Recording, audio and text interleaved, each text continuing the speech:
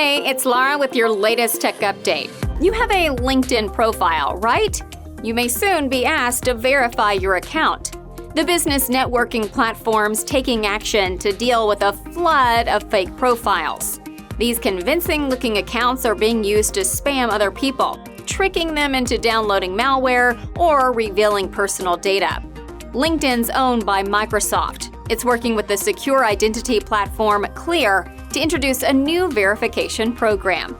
Once you've provided evidence of your identity, such as a government-issued ID, you'll get a verification mark next to your name, just like the ones you see on Twitter, except you won't have to pay for these. The program's launching with a test group in the US, and we're expecting a wider rollout soon. We'll bring you more news when we hear it.